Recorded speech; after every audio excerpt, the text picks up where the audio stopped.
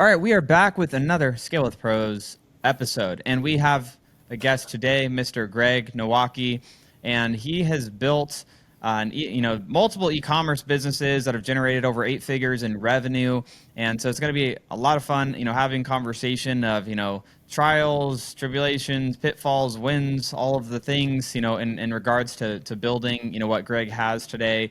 And Greg, man, thank you so much for taking the time to come on and to share with everyone. I would love to have you kind of tell the story of how the heck did you get into this entrepreneurship world in the first place, I guess, to start, and then getting Yeah, into, then the e-com biz and to where you're at today. perfect. Sounds good. Thank you so much for having me on, Cody. Um, Absolutely. yeah, so I've been in entrepreneurship since I think 2017. And prior to that, I was working as a pharmacy tech at CVS for like almost 10 years, pretty much all throughout like high school and college. I majored in advertising and business. And then when I graduated from college, I started doing pharmaceutical sales. So it was really funny because like it was the only company that was going to hire me with no experience. So like pharma sales is one of those things where it's like the catch 22 of like you have to have experience to get into pharma sales, but how do you get experience unless you get the job first? So this company was willing to like hire me. I sold in nursing homes this one medication that treated people that had a condition called PBA, which stands for pseudobulbar affect. And it's literally fake laughing or crying. So it's like this neurological disorder where like your brain literally triggers, and I still have like the pitch down. Like I could still run you through this pitch if I wanted to, but it like literally triggers you to have these outbursts. And I was selling this medication, and I think it was about I want to say like 6 months or maybe like a little bit over a year into it. I'm like, man, this is just not my thing. Like this just doesn't feel right. I would say that like I am an ethical salesperson, but in pharma it's like there's a lot of gray where people would like kind of cross that line of like over medicating people where they're like, oh no, this person should be on it, and I just didn't want to cross that line. And so about 6 months or a year, I started like trying to figure out things out. I started reading. Ty Lopez came on the scene, and so like I did his 67 steps, which I'm sure almost all of us have. Did his 67 steps, and I was like, oh shit, like this kind of changed my perspective, and started looking into that. And then all of a sudden, like Cody Sperber came on the scene, and I started wanting to do like the real estate thing. And it's funny enough now, him and I at the Lifetime that I go to here in Arizona, Oh, yeah, we he work goes to out. that one. Yeah, Yeah. so it's like we like talk every once in a while we're working out. Like he goes and does his thing, I go do my thing, but it's like every once in a while it's like, hey, what's up, man? And I told him you kind of like helped me in entrepreneurship. And so fast forward, I started exploring like this doesn't feel right. And I stuck with the job for almost 3 years. And it was because like I was afraid. I was just genuinely afraid of quitting this job. Like what would that leap took? And so I forced myself to quit by doing something that is still actually on my YouTube. So what I did was I made this YouTube video that said I'm going to quit my job in 90 days and this is my declaration. I posted it on the internet because I was like, you know what? If I put it out there and then people say like, hey, did you quit your job? And I didn't, it's like, well, I didn't follow through with my own word. So I literally forced myself to quit it. Wrote it on my calendar, put an X on the date, and I was like, if by this date I haven't quit, I literally just have to quit on this date. I never made it to that date because about, I think 2 weeks after I had posted that video, HR contacted me and they are like, and they go, hey, so we just need to talk to you about a couple things. We noticed some stuff and we just need to go over this. And that day I was actually out trying to like get marketing clients, and I was on my way to the Chamber of Commerce, and I'll never forget it because it was like the first rainy day in California in like a while. And I pulled over in a Costco parking lot. I got out the iPad way before Zoom or anything, but they had me get on the iPad, and I'm sitting in the Costco parking lot, and they're like, hey, so like we just need to talk to you. Like, what is this agency that it says you're CEO? And I'm like, I'm the only person, but I'm CEO of this agency. And they go, there's this, so like what is this job or thing that you have? And then also like there's this video. And I go, ah fuck, like caught me red-handed. I'm like, well, like outside of work hours, I'm trying to like make some extra money to help like clients and stuff like that. And they're like, oh, okay, so like this isn't something that you're doing like during the daytime. I'm like, no, no. And then they go, oh, okay. Well, because we found this Facebook video where it shows that like you're driving and you're talking about the like psychology of color and how it plays a role in marketing. And they're like, that's against policy of like, making videos while driving because it's like a liability. And I'm like, oh, okay. Well, I posted it after work. And so lo and behold, I get off the phone and I'm like, yeah, all right, I have to either quit my job now or I got to figure out what I'm going to do. And funny enough, I called who's my business partner. His name's Malad. I called him at the time and I was like, hey, dude, so like, kind of need your advice. Like, what would you do in this situation? Like, HR just essentially found out that like I'm doing this marketing stuff. He's like, well, you have two options. You can either quit or they fire you. And I'm like, all right, well, what are the pros and cons with that? He's like, well, if you quit, like you can file for like unemployment. If they fire you, well, different story, like all these things. I was like, okay, got it. So it sounds like it's better to quit. So literally that night, I'm like sitting in the bed and I'm like, I wrote out the email and everything and I sitting there and all I had to do was press the button.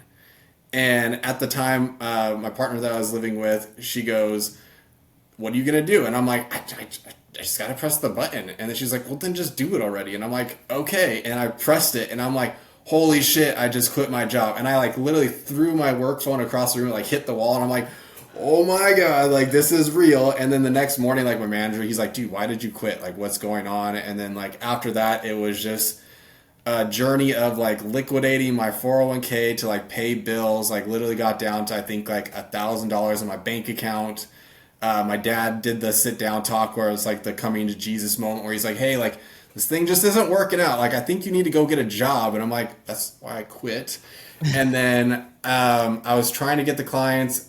Nothing was working. And so I just made one shift, which was instead of trying to sell them like lead gen, I said, I'm going to do a giveaway for you as a way of getting you leads. And just that subtle change of like positioning of the offer, all of a sudden it's like I got one person and they're like, okay, I'll pay you. And then it's like I got them on a retainer and then another one, another one, another one. And I just kept going from there. And all of a sudden it was like, went from like, how am I going to pay my bills to started making like, multiple five figures a month, just like solo freelancing it for the most part. And then all of a sudden it's like started to get to a point and then my business partner came along and then he's like, hey man, we should get into this e-commerce thing. Like, I think this is going to be much more scalable. He's like, I just closed my agency. You don't want to keep doing this. And I'm like, all right, man. So it took him 6 months of him and I working out together to convince me. And then finally we took that leap. And then it's like, after that, like here we are now many years later, still in e-commerce, but it's like, we've had like our highs, we've had our lows. And now it's like, trying to build something new. It's just like this entrepreneurial roller coaster where it's like you can have literally one same day everything feels like it's going to shit and then 12 hours later you're like, wow, this is like the best day ever. And it's just like the craziest ride to me and I wouldn't have it any different. Oh yeah, So, that's kind a of in a nutshell. a journey of entrepreneurship is as a character building one. I love the story though. That shit's hilarious on the Yeah. the HR thing. Oh man. Yeah. It was the best decision I ever made. So I wouldn't be here today if I hadn't. It was like I had to force myself to take that leap because that was like the scariest part of all of it. I'm Yeah. sure many people probably have that moment too of like there was some like defining moment where it was like either their hand got forced or they literally just decided, you know what, there's never going to be a perfect time and it's like I just got to do this thing. And I think that's part of what defines like some, not all entrepreneurs, but like some of the ones that continue is because we just have that higher threshold of pain. But sometimes like you literally have to put yourself in the situation to then learn like, oh, this isn't as crazy. And now obviously years later, it's like different problems we encounter. We're like, this is nothing compared to like what I used to deal with. Like, Yeah. or it's like, wow, this is a really big problem. And it's like, how do I deal with this? And then a couple of years later, you'll be like, oh, okay, it's not a big deal. Like, it's just, you just grow as you continue to gain more experience. Absolutely. It's kind of like the gym, it's like if you haven't done pull-ups in forever and then you go to do pull-ups, your hands are like freaking ripping open and because they're not calloused from doing them every day or, a Yeah. few times a week or whatever. It's like that's kind of a similar thing in business where, you get like mentally calloused over, problems and, things and, with money in business too, there's like, it's like as when you hire that, I still remember the first time I hired someone in the US. Like I had VAs, before this, but I remember having like my first US employee and I was just like, holy shit, like I have to pay this girl, like I think it was like maybe 3,500 or 4 grand a month. Like Yeah. I have to pay her that every month. I need to make sure that there's enough business to do that. And like I just remember Hmm. like how scary that feeling was years ago. And then it's like, as you grow in business and it's like, all right, now you just have a lot more going on. And, again, it's like you callous over those things over time and you can the threshold for pain and suffering expands. Yeah. And see, even something like that where you're talking about the employees, it's like that's probably the one thing like over the years that has probably limited us a little bit is that we have done like a lot of like overseas help from like different VAs in the Philippines. Now we have somebody that's out of Lebanon, which is like substantially better than what we've had with like other VAs in the past. And at one point we did, at least from my experience, like my business partner, he's had plenty of like employees in the past. But from my experience, like I've never really had like a bunch of employees that like I have to oversee and things like that. And we did have one where we hired like an EA at one point, and it was just like the worst experience ever because like we just did a bad job hiring, but like her like expectations were just not met. And then at some point we're like, we're not even using you. Like, why are we paying you this? Like, let's just let you go. And we let her go. And then after that, I was like, okay, we're back to like no employees. So it's kind of crazy sometimes when like him and I talk about this because I'm like, how have we achieved this with so little people power? I'm like, what if we actually had the people power? Like, what would we actually been able to achieve? I'm like, that's the thing that like trips me out now. I'm like, okay, if we can just do what we've been doing and now we just have people power, will this like actually exponentially grow faster? More than likely, yeah.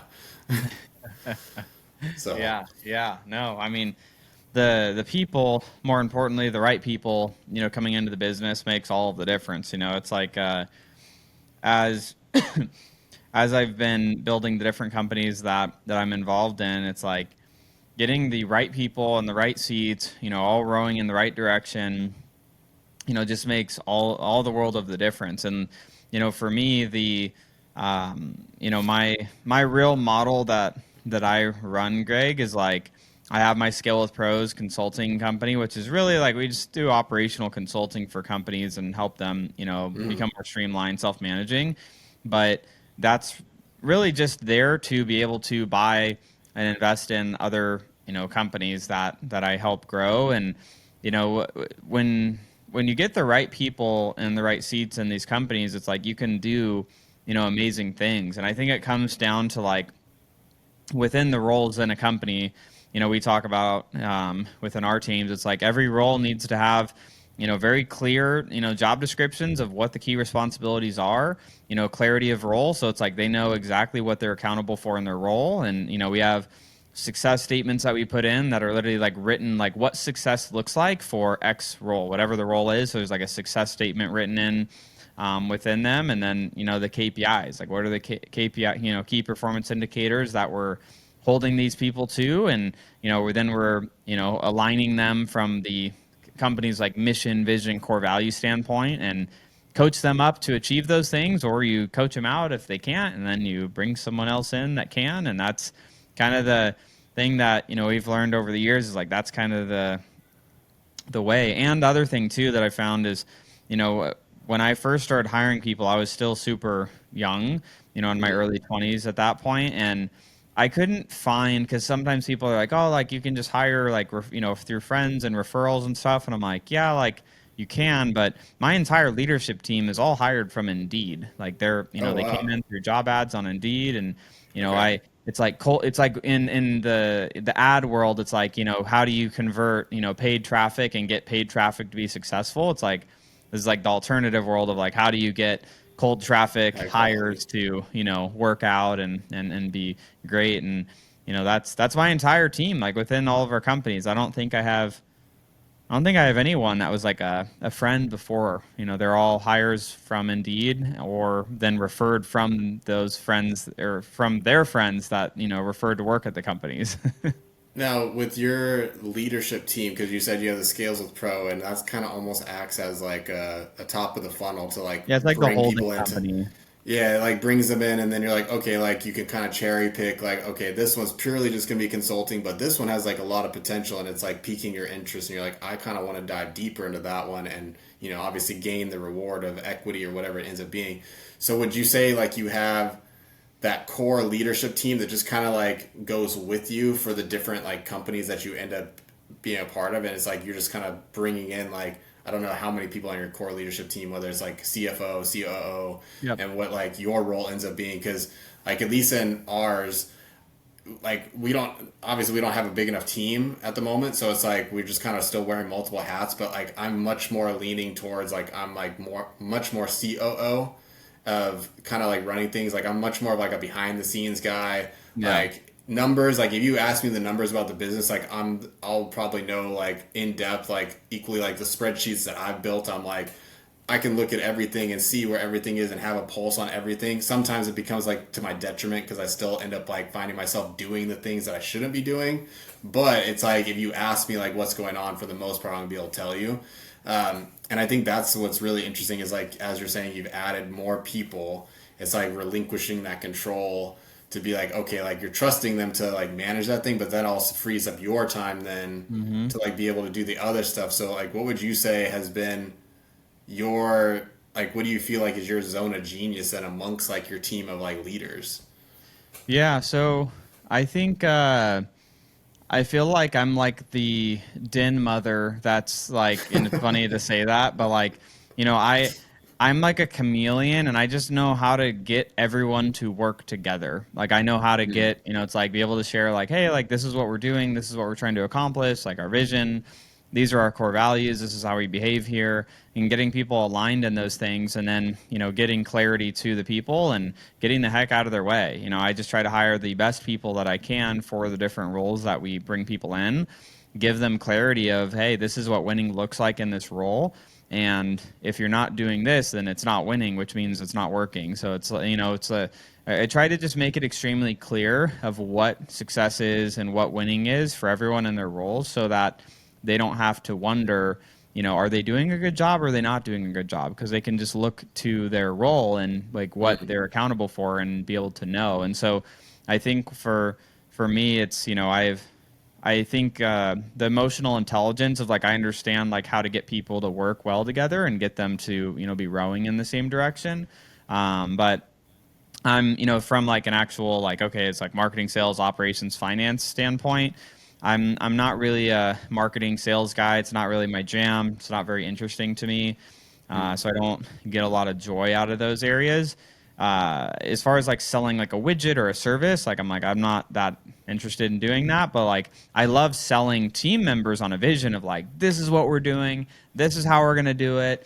Big picture. I'm excited. Like this is what it's going to look like for you. This we're planting our flag, and this is what we're going to accomplish. And like rallying the team, like that's fun for me. So I enjoy that part. And so, but the marketing and sales, like I always just hire other people that are good at that to handle those areas or partner with people that are, and so I would say that it's really just getting the people to come together and on the leadership side, I would like to say that I'm pretty good at building teams, where we have just under half a dozen companies that do from low millions to one doing over eight figures, and so we have a good little portfolio of companies that and it's from having good leaders in those companies, and so I think um, the from like what I do, I guess now, and my role is networking, bringing new opportunities, deal making, buying other businesses to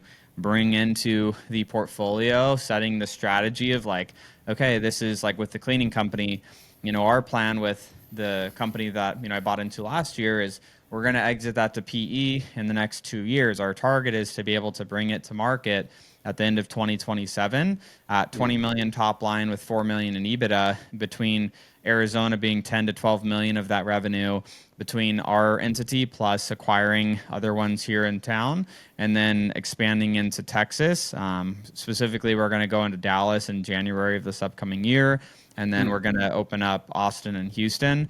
And the reason we're going to open up in another state as well is we want to show a private equity group that we're not just a company that can only succeed in Arizona, but we're like a true platform of, hey, if you guys buy our company, we've already shown and given a roadmap of how to go expand into multiple markets, so they can take it from a couple states and they could expand it across a lot more states. And so, that's where I'm more involved, is like, what's like that big picture plan of how are we going to accomplish that from, a strategy standpoint, and like, what levers are we going to pull to do that? And so, I'm in more deal making, finding new deals for us to buy, and then the high level leadership development training, so that we can, consistently raise the lid of our leaders. Businesses kind of cap out when the lid of the leadership capped out, so we always have to be raising our leadership lid. And so that's where I spend, more of my time in those areas. And so, like, definitely a few questions. Like, the first one would be, why did you choose Texas to be the next market to expand to? Yeah, good question. So the first part of it is, so I have a coach. His name's Adam Coffey. He wrote some really great books, Private Equity Playbook, Empire Builder. He used to get hired from private equity companies to, he'd get put into companies that were jacked up, and he'd get hired in to fix them and help them then grow really fast and exit for a lot of money. He helped exit out of a big HVAC company for over $1 billion, another commercial laundry company for a few $100 million. And so, he's kind of taught me to think more strategically in the planning. And so the reason Texas is, it's still, can be considered the Southwest region. And it's, close enough. Like, the next most logical would be like going right into like New Mexico. Our team's not a big fan of New Mexico, and it's like the economics are better in Texas and some of these cities. Yeah. So, we're going to go to Dallas. And so it's like, there's actually more households with higher household incomes in Dallas than there are actually in any of the cities here in Arizona. So there's really good economics of, high household incomes, which our service is a premium cleaning service. So that's the type of people that we want to be serving. And so from a market standpoint, it fits well within who we want to serve. So that's where we chose Texas, and we could have also went to like Utah or Nevada, but the other part of Texas is, if we go to Dallas, then it's pretty easy to go to Austin and Houston, and get the Texas triangle of those few different markets there that are all within a few hours ish of each other in town. And so that was what kind of solidified our decision on, okay, we're gonna move into Texas as that next market for the cleaning company. So that's why we determined that area. And we're trying to either buy a location, or we're going to launch at the beginning of the year. It's either we find one to buy in Dallas by the end of the year, or we're just going to launch as the Perfect Clean brand itself. And, that's one of those two will happen. Fascinating. Yeah, because, the acquisition of one in Texas, it's like you're just buying the book of business, but then you have to essentially get all the clients that are under that business to, like, translate over into the Perfect Clean model. We would keep them on the same name. We'd keep the brand, that whatever business that we buy there. Oh, okay. But would you change the pricing structure? Because with Perfect Clean, it's a membership, right? We do have membership model, but we in our diligence, like, when we were buying and they were too severely underpriced, we just wouldn't be able to do the acquisition. So like that would be the thing. So we would have to make sure that pricing was within range. Like, if it's like 10 to 25%, we could probably raise the prices on the customers there to get it up to our standards without churning too many of them. If it was like we have to raise prices 100% or 50%, it's like, I don't know if that's going to work out well. So that part of diligence is super important. But as far as like if they already have an established brand, a lot of good Google reviews and everything, we would buy it and keep operating it as their brand, but we're going to like integrate the back office functions. We're going to take over the finance. We're going to have our assistant controller, take over the finance side. We're going to, transition them to our, same CRM, a sub account of high level, but, just put them on the sub account follow our same systems, processes there, same routing software for the cleans. So we would integrate, all of the things from like a technical standpoint and the finance standpoint, but the actual customer just sees it as the same company that they've been working with. It's just Yeah. internally our operations are going to be working different. Yeah, more efficiently, so then it's Yeah. much Yep. easier to manage. Yep. I've always like the idea of acquiring a company has always been something that's like sitting in the back of my mind. And I know like some people, make it seem like it's much more complicated than it is, and then you got like a lot of people out there that make it seem like it's not as difficult, but you need to have like some experience. Like I know Cody Sanchez. Sanchez. Yeah, Yeah. she's like she makes it seem like it's easy, some capacity, but it's like that initial first acquire is so much more of like almost like business training for you. So like if somebody was to not have any business experience and then they jump into like buying a business is a very different experience than if it's like you've had years of running other businesses, even if you built them from the ground up and then you go and acquire something. But it really, to me, it always seems like it comes down to like that operation side of things. Like to acquire something and like you said, having like the leadership team, you going on and acquire something is really just more of like, do the numbers make sense? Yeah. And do we have like the bandwidth to acquire something? If you have the bandwidth, then it's like, okay, we can plug this in. Or you just go out and say like, I'll just acquire more people to add to like the people power. And then it's like, it's not a big, it's just like a different game. And I think that's like this interesting like point, at least in like my journey of entrepreneurship, is like I've done things at this caliber, but in order to get to like that next caliber, it's like it really comes down to the people and then the operations. And now it's like that learning curve of like, okay, who do I need to learn from to like make me better at doing this stuff? Whether it is how do you deal with these problems, like how do you properly hire people, and then it just becomes where it's like a factory, where it's like it just Hmm. becomes that production line of like you already have the system to be able to acquire, but as long as you're sticking within those verticals of like where you know how to build it, it just makes it easier just to acquire more. Like you're saying, just acquire another cleaning company because you already have the systems dialed in. And I don't know what some of the other business are that you've acquired in the past, but I'm sure it has like some similarities, whether it's in services or if it's in like something of that Yeah, capacity. everything is services, but I didn't have like a good thesis on how I was investing until I started working with Adam. I was just opportunistic. Like if like an opportunity came, I was like, yeah, like the numbers make sense. I was doing it. And so now I have a way better thesis and strategy where, I'm just acquiring home service companies that have recurring revenue streams, no project-based revenue. Not interested in that. And, here in Arizona is where I'm focused on doing that. We can expand out of Arizona after we've already been building the, platform here, but that's what the focus is. And, the, within the companies that I'm looking at. So, pool service maintenance, pest control, anything like that. I'm looking at, I actually have an offer in on a pool service maintenance and repair company, so that we'll see where that one goes. But that's the type of businesses that I'm focused on. I did get into my little adventure into ecom is I bought half of this company a couple of years ago called The Plant Guy, and Okay. yeah, and so um, I didn't know anything about the space. It was more, I do a lot of private money lending to different fix and flippers in town because real estate was like most of my 20s. I'm 31 now, but Okay. I, we had this guy, make an introduction, and he's like, "Hey, this is, Matthew, the plant guy, and his business. He's looking for a loan." And I'm like, "Okay, well, I do, loans for, real estate. Like, well, maybe I'll look at this." And so, looked at it, and I was like, "Man, if I give this, company money, I am not getting it back." But I was like, I see the, pretty,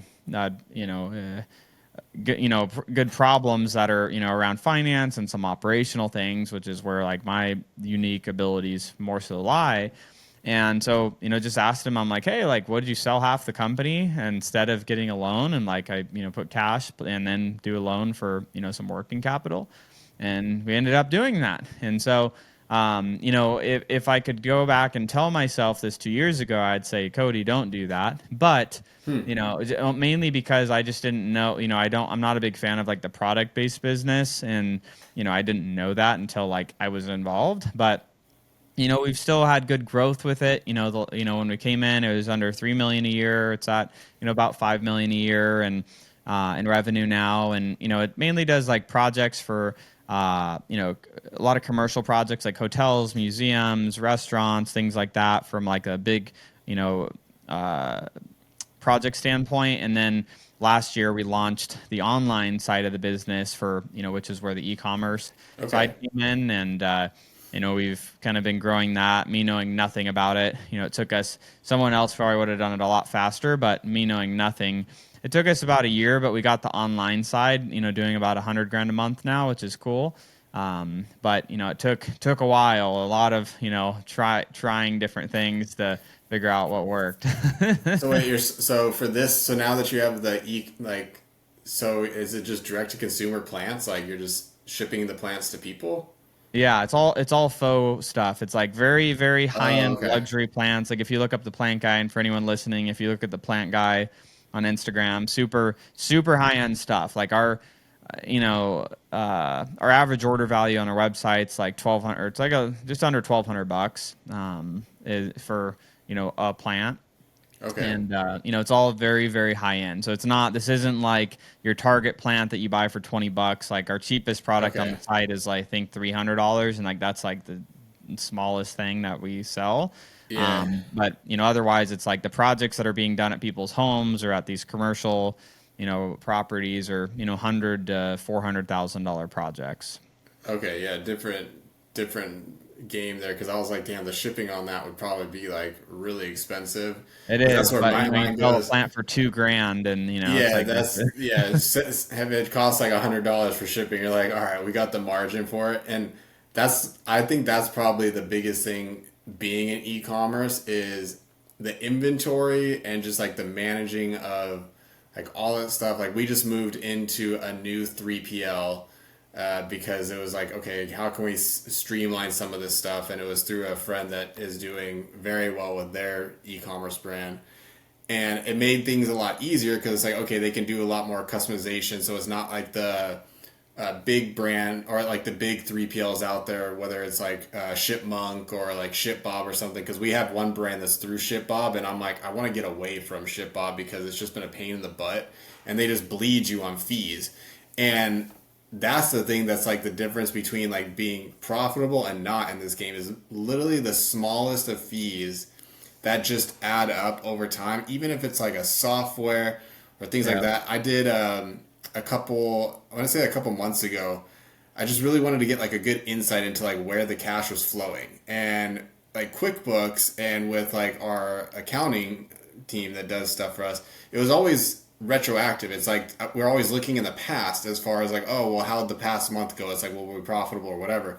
I'm like, we really need like a real time thing that's like on a daily basis. Like, how can I see like what came in as far as transactions go, especially when you're talking about like financial fees, like all this different processing that's happening behind the scenes. And I actually started using it's for personal budgeting, but it's called Monarch Money, Hmm. and I literally like tagged and organized everything to make it to where it functioned for the business. So that way, it's like I could see the flow of like every transaction coming in, and like at any given time on a daily basis, I could see like how much came in, how much went out, how much is getting allocated towards softwares, how much is getting allocated towards this. And so then it made us be able to do like an audit of everything and be like, how can we eliminate 4K of expenses over here? Okay. And then literally the next month it's like that reduced. And so we were able to like reduce our burn on like a lot of these expenses. And I was like, hey, why is there not like at least I haven't found something that like visually I can see something like that. But when you're talking with like the accountants, they're just like, oh, well, here's the QuickBooks. I'm like, all right, Yeah, but like that's where going, you need like a fractional CFO, because they're the yeah, ones that'll actually give you that, not an accountant.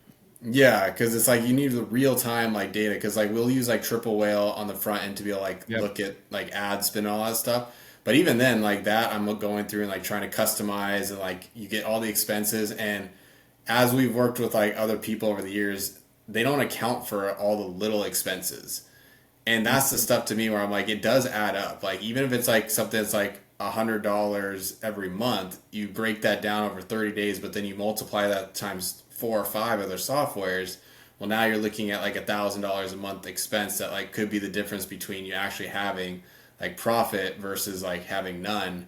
And I think that's the thing that, at least for me in business, I've found it's kind of almost like a, not like an adrenaline rush, but it's something that kind of excites me. Of like, I like to do that detective work a little bit. And I think that's the thing that also intrigues me about like buying a business, is going into that business and kind of like looking through everything and being like, where are you guys bleeding? Where are you guys like growing? What is the thing that like is just plainly in front of your face that like you just can't see because like you have your own kind of blinders on because you're in the business, versus like an outside party comes in and is like, oh, this is so easy. Like, why don't we just fix this problem? And then all of a sudden your profit would like double. And they're like, Mhm. it could be a software issue or something like you're saying, of like, or even just tech, right? You just add in like a tech element, all of a sudden it like operationally streamlines things. So it's really interesting. And I think that's part of that experience now that I'm getting to that stage of like just having that lens of how I can look at things and say like, oh, okay, now I see where we're going. How do we just like adjust, pivot, or eliminate in some capacity? Yeah, 100%. And like digging into the financials, because a lot of times business owners aren't looking at their financials very regularly. And it's like we do after our financials are closed for each business each month. Like one of the things that we do, it's next week for us. This is the first week of the month for those that are listening as far as when this was recorded.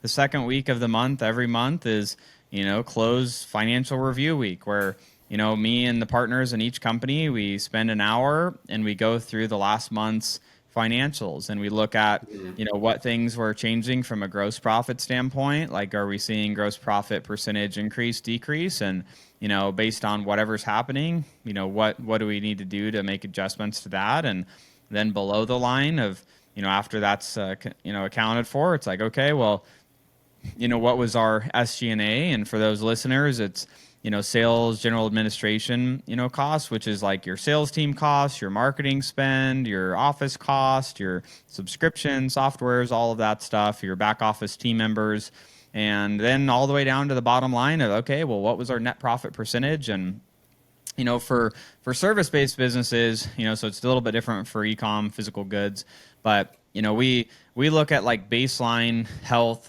before it could be scaled. Is we want to see a service-based business get minimum, and then we want to improve on this. It's like when you go to the mm, doctor, it's like, okay, your blood pressure is okay, it's like in range, right? It's like a 30-20-10 rule, and it's like we want to see in a service business there's minimum 30% gross profit.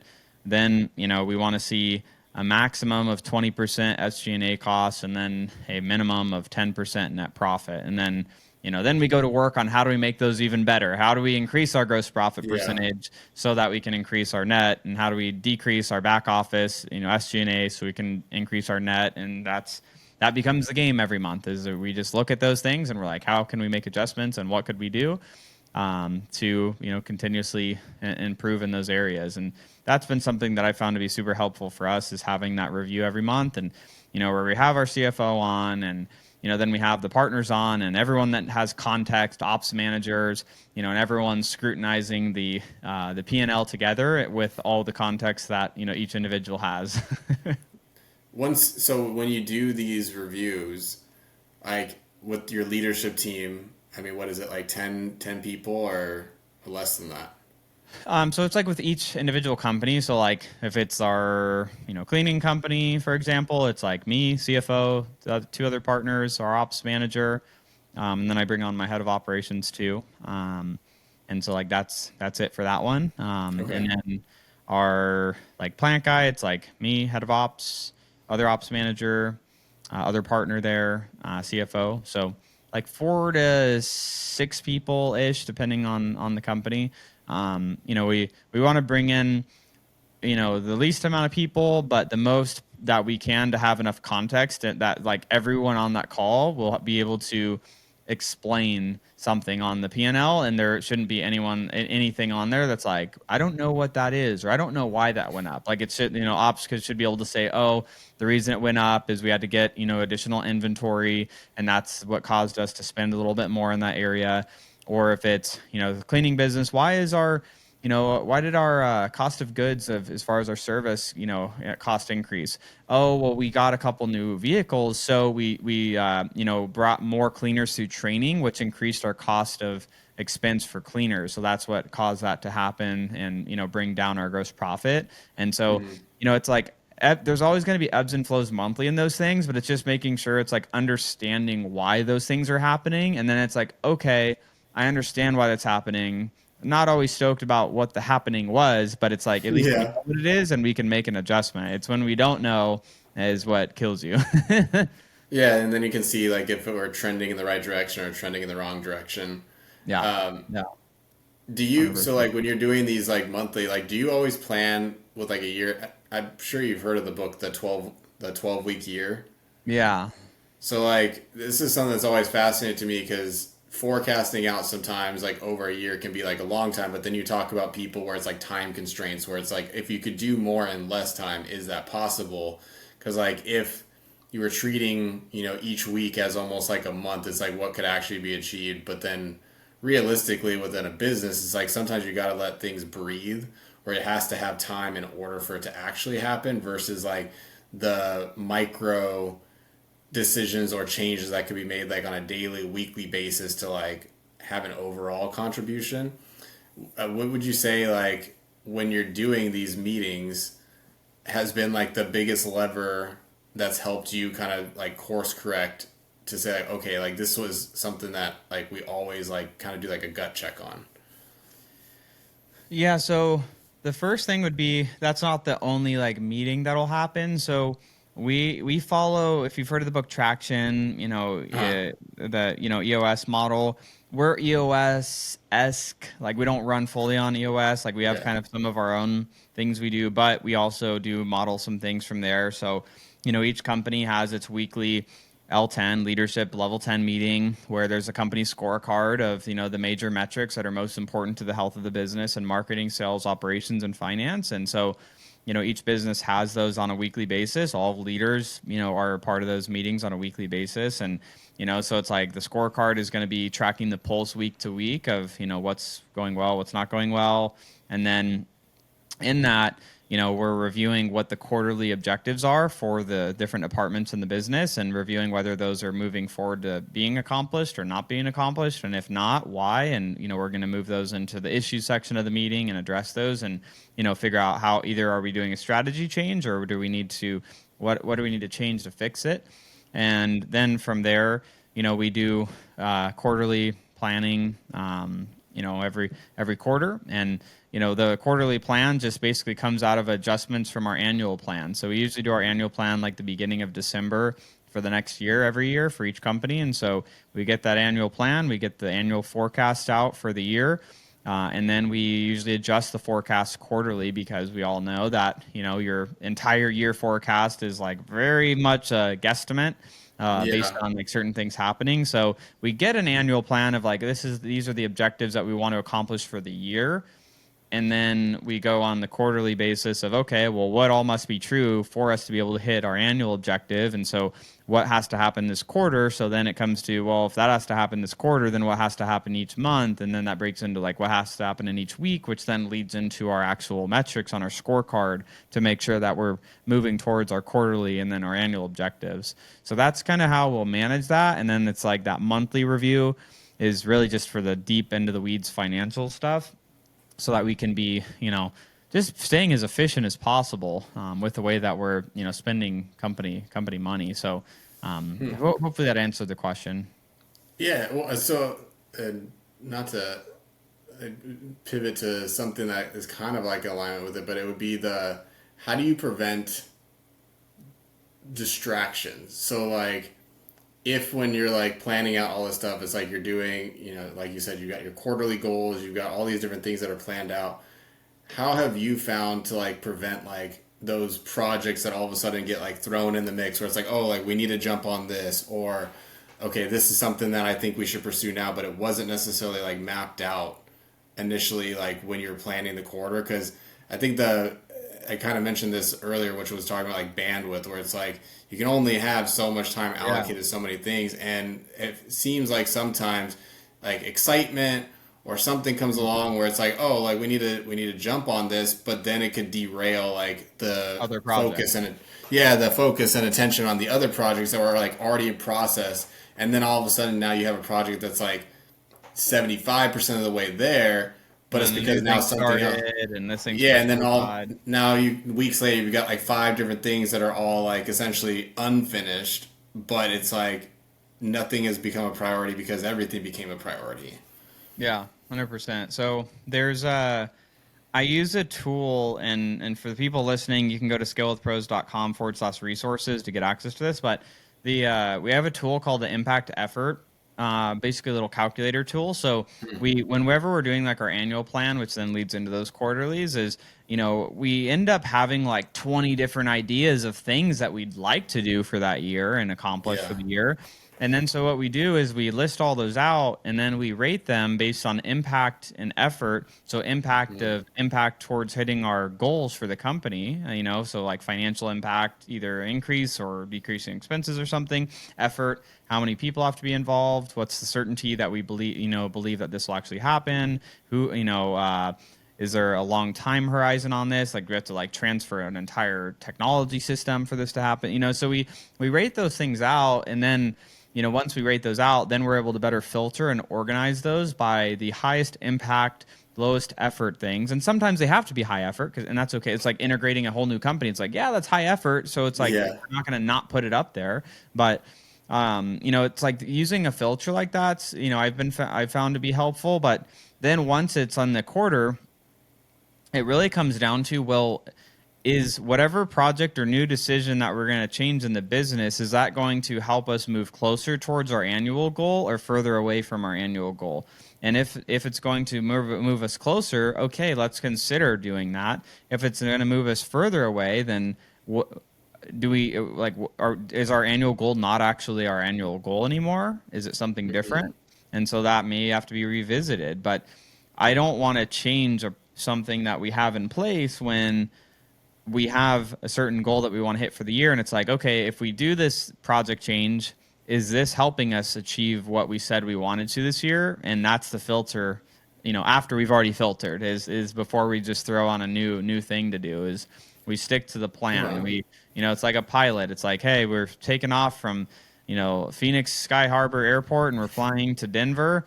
Halfway to Denver, it's like, oh, I saw a pretty mountain over there, so I'm gonna start flying over there. And like now we're going to LA, and it's like, wait a second, like we charted our course already. So, it's Yeah. it's kind of a cheesy example, but it's like that's kind of the framework, is like chart like your destination of where you're going, and then there's always going to be distractions along the way.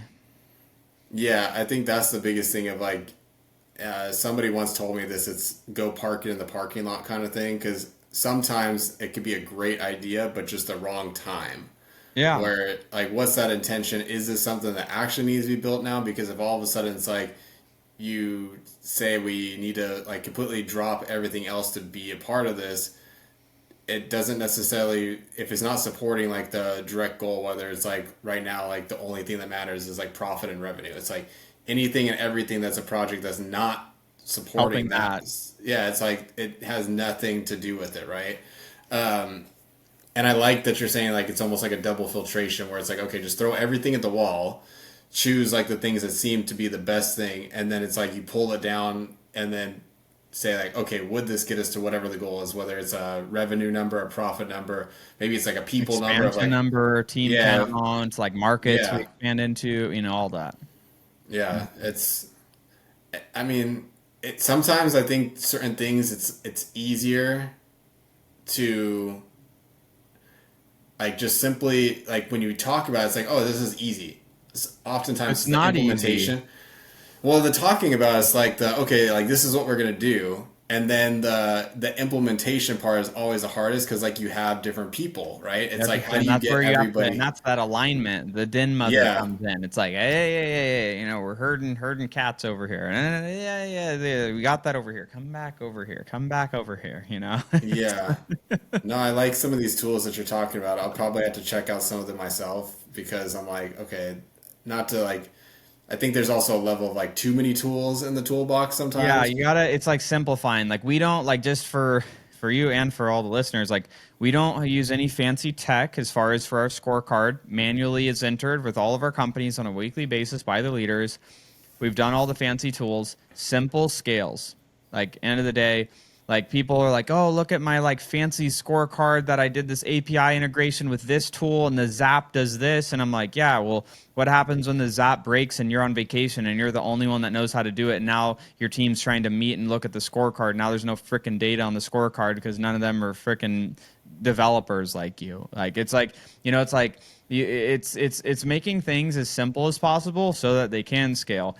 It's kind of like a, not a very nice way of saying this, but like, this is something that Adam has, told me. He's like, Cody, he's like, you have to, because he's managed companies where it's like, the HVAC company, there's like 7,000 trucks on the road or something. And he's like, Cody, he's like, the way that you build to scale is you have to make things so simple that literally a monkey can do the function in these like different areas. He's like, so the more complexity you add, the more difficult it is, the longer it takes to train, the longer it takes to do everything in the business. And for what? Like, what's the goal? Is the goal to build a business to exit, or is the goal to like make this like really fancy, complicated business that is really hard to grow because it takes a really long time to train people and get them up to speed? And it's like, no, it's like making things simple. It's like simple, simple, simple. And so that's where all of our scorecards, again, they're just on simple Google Sheets. And there's also the human element to it too, where if certain team members are accountable for certain metrics on the scorecard, they have to fill that out manually and see that they are either hitting target for their metric or they are not hitting target, and feel that when they fill out the scorecard. So then when they have to report on it on the L10, they feel it more too. It's kind of like if you spend a dollar versus like swipe your card, you don't feel the swipe as much as like spend the crisp dollar. No, that's true. And I don't know if it was you or somebody else, but I remember, I think it was like a few weeks ago, but somebody said like, even though we've, with all the benefits that we have now with AI, it's don't AI everything, because like data, right? If everything is just automatically like put onto like a dashboard, that's not going to discern like if something's necessarily wrong. But if you have like a person that's like actually putting in the numbers and they go like, wait, why is this number not matching, right? And it's something that I even do with one of our guys right now, where we have our like spreadsheet that we're filling out on like a weekly basis and everything like that. And even to me, I'm like, okay, formatting, something as simple as formatting. It's like, it's important that like, this is a dollar or is this like a number? Because if you have it as the wrong thing and then it calculates it wrong, okay, well, when you look at like the end of the month, it's not necessarily going to be like what happened there. And if you see something going up or down, you're like, is this just inputted wrong, or did something go like terribly wrong here? And then why did this go terribly wrong? But if it's just pulling, like you're saying, through API, well, the API is not necessarily going to be like, oh, what's going on here, unless you have like some type of full automation that like triggers like, hey, this number is increasing by a 10% variance. Now you need to like investigate. It's like, okay, but how do you look into that? So yeah, I think there's like this balance of like tech and people of, you got to figure out like what is it that, like you were saying, the KPIs that somebody has to be accountable for. And I read that like you want to have no less than 5 and no more than 10 KPIs that any one individual is tracking at any time. Because less than 5, it's like it's just not enough, but more than 10 is too much for them to keep a pulse on things. And so then it's like, that's the sweet spot. 5 to 10 is like the perfect amount. And then like as other team members like go under that person, it's like they can have their 5 to 10 KPIs and it all funnels up. But now I think of that rule in the back of my head of like, okay, how do I make this stupid simple where like anybody can track certain KPIs? And my vision has always been like McDonald's. Like I would love to one of these days get like McDonald's like handbook that they like have in the restaurant, just to be able to like flip through it and like see like how do they create their SOPs, like so it's so simple that like they literally could pull somebody off the street and be like, that was my job. That was my first and last job, was McDonald's when I was in high school, man. I went through there. What was the handbook like? I mean, you got like, it was on a computer. It was this big freaking computer in the back of the place, and you literally just like click through, and it just like it was just images and very simple text of like, when this happens, you do this. you use No this thing way. to do this. It was just like very simple things that they had, and they had like in the back they just have pictures on everything too. It's like, if you're making this is what you put in it, and it's like there's like lots of guides everywhere, so it's pretty Okay, so hard like to. literally there would just be like a laminated like piece of Yes, paper like yes. above like the Above burger the fry station. thing at that time anyway, it's just like, this many like it's going like once drop the fries in the thing and then press this button and then it automatically cooks it for the amount of time that it needs and turns off automatically. Like, yeah. See, that's what I'm like talking about. I'm like, how do I take something like that and then like put it into like the business where like I've spent like a lot of time like trying like I'll do SOPs. One thing I've realized is like I'm really good at like the vision of like the SOP, but then like the actual like building out everything like detailed step by step. It's like I've leveraged like ChatGPT to help like simplify things to where Yeah. it's like Have you step ever used one. like Get Tango? Yeah, I've used Tango before. We use Loom a lot too, and then Yeah. now Loom has a new AI feature where it'll literally like make the SOP for you. So Hmm. some of this is just like taking the time, and then also it's you got to get everybody to also provide that. Like if it's they're working on a task that's like repeatable, it's like dude, just record a Yeah. Loom video of you doing the thing, Yep. and then that way we have the SOP, so that way like it's not dependent on you, regardless of if like I'm doing it or whatever. But if like something like you said goes wrong, we need to have access to where it's like, well, how do you get into this account, like, or where do you go to like adjust this thing, or like how do you access this? Just because like there is things that always happen, even if it's somebody just being sick for the day and like you need to like get into something, there always Yep. has to be those backup systems. So yeah, that's like been the one thing that like I've spent a lot of time on is like trying to document, but I'm also the type where sometimes like I can overcomplicate it Oh and I yeah. have to like remind myself like no, we got to keep this stupid simple. Yep. Anybody and everybody should be able to understand this, and then now it's just a matter of like plugging somebody in that can follow that exact step process, and then from there you answer the question of essentially if they can follow this to the T, it's great.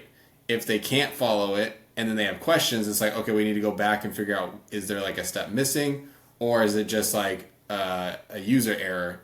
More Hmm. than likely, it's going to be the SOP error, not the user error. So that's where like now I go back and forth of like person or process.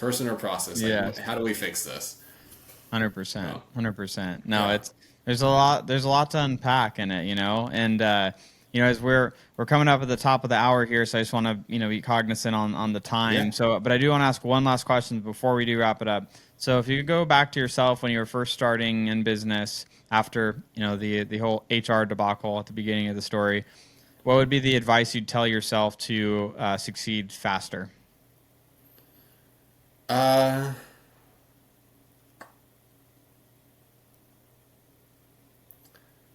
for me specifically, it would be more so along the lines of the confidence of trusting myself even in the unknown.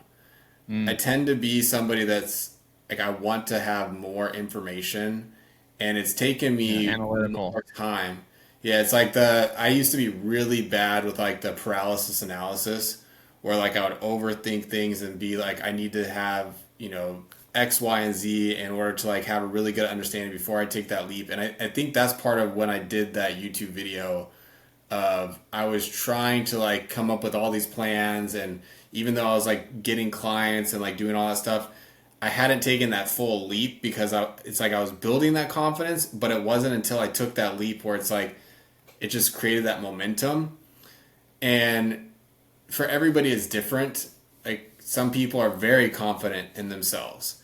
That could also at times be a detriment though too Yeah, because they're overly confident and like they yeah, don't have the situational awareness to say like, oh, okay, maybe I need to like dial it back and like take a second to actually like think through this part. And so yep. I would say that's probably like the biggest thing that I've learned over the years. And a guy told me this also many years ago, which he said I was very pragmatic. He Hmm. said, "You're pragmatic. You can learn to take more risk. It's a little bit easier because like you think through things differently." And so now that's where I'm kind of at. It's like I have a higher risk tolerance because like I've built that confidence over time. But that would probably be the one thing that I would go back to myself and it's hard because what makes you now who you are today, even if you Yeah, were to give yourself that advice back then, without the experience that leads you to this point, you it wouldn't could have be had it. totally Yeah. different. Yeah, so it's like that catch Yeah. 22 of like, what would you tell yourself, but would you actually go back and change it? Yeah. That's a tough one for sure. Yeah, But it's good. It's good for people listening. It's like, it's know thyself, and if you have a little bit of analysis paralysis, like I think getting around other people that maybe aren't struggling with that can like kind of help kind of push you along yeah. to get out of that. So no, I love it. So where can people find you, Greg? Whether social media, Uh, website, or whatever. yeah, so I mean, I'm not like super active on social media, but like my Instagram is just my name, Greg.Nowacki. I used to post a lot more often on there. I haven't posted as much on there. I don't know. I kind of went through a phase of like it was like trying to be all public facing, and then now I'm like just kind of enjoying like private life of just like Yeah. doing the things behind the scenes and let the success speak for itself. But yeah, if like as I start to do more stuff, like I'll try to like promote and post more often. But for now, yeah, that'd be like the best place is just my Instagram. Awesome, awesome. Well, Greg, thank you Yeah. so much for taking the time to be on. And for everyone listening, we'll see you guys in the next episode.